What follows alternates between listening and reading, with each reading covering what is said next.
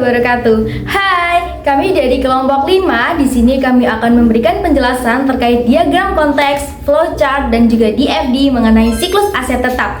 Selamat menonton videonya.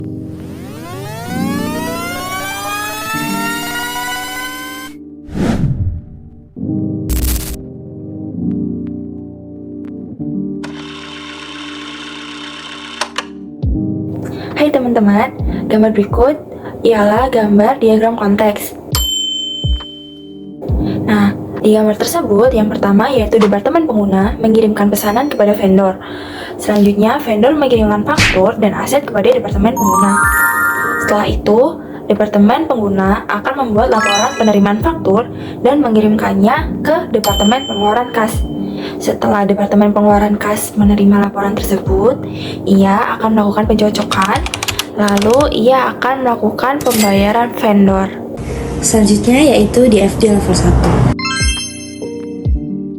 Yang pertama, departemen pengguna menyampaikan kebutuhan aset tetap dan vendor menerima purchase order atau pesanan pembelian dari departemen pengguna.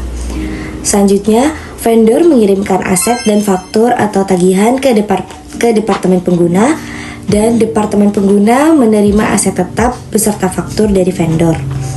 Selanjutnya, departemen pengguna membuat laporan penerimaan beserta catatan aset tetap dan laporan penerimaan beserta catatan aset tetap tadi kemudian diintegrasikan dengan buku besar untuk menjaga keakuratan laporan keuangan.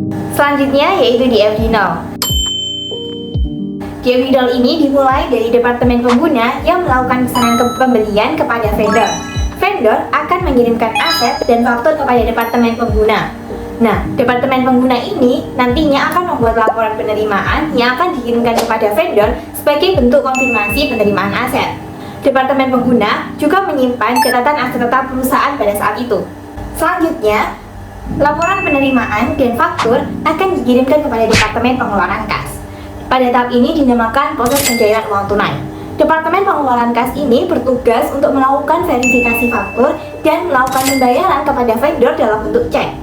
Pada tahap ini nantinya akan menghasilkan output berupa jurnal pengeluaran kas, dan Departemen Pengeluaran Kas akan menyimpan salinan cek.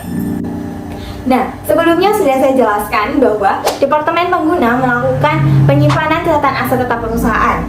Catatan tetap aset perusahaan tersebut akan diolah sebagai bentuk informasi aset tetap yang mana akan menghasilkan output berupa laporan depresiasi, laporan pembuangan, dan subbuku besar aset tetap.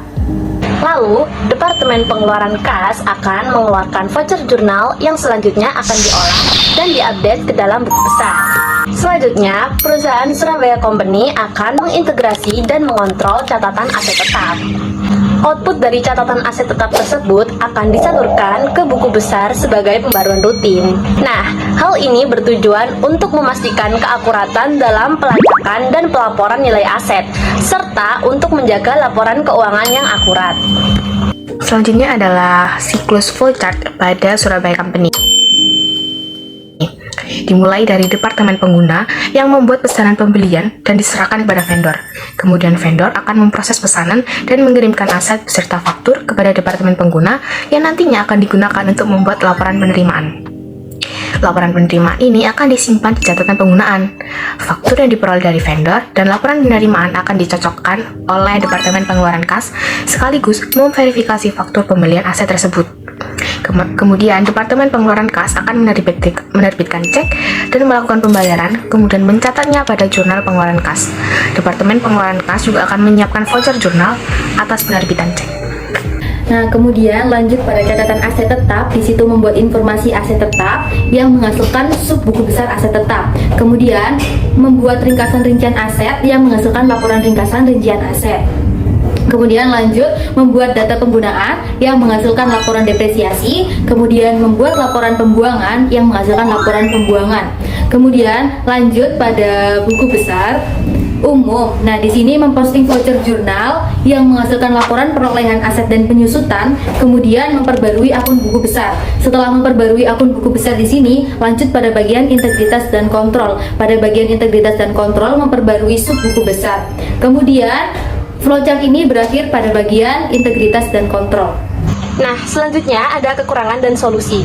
Surabaya Company sebagai perusahaan manufaktur yang mengandalkan aset tetap tentunya menghadapi beberapa kekurangan dalam sistem manajemen aset tetapnya.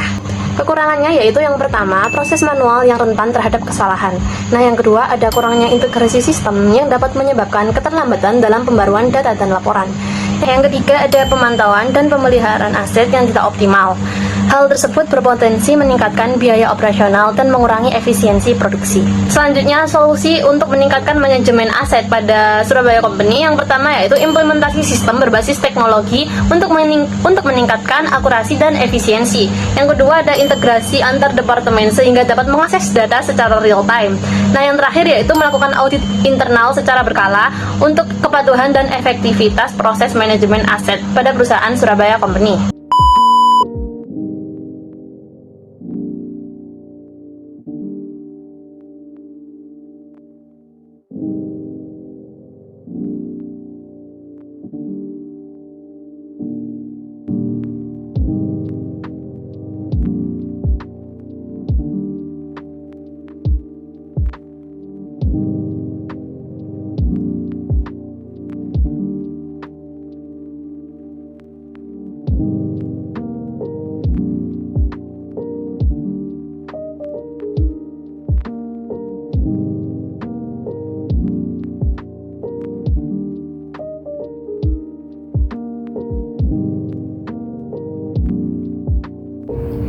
Nah, itu tadi video penjelasan dari kelompok kami. Kurang lebihnya kami mohon maaf. Terima kasih sudah menonton. Kami akhiri. Wassalamualaikum warahmatullahi wabarakatuh.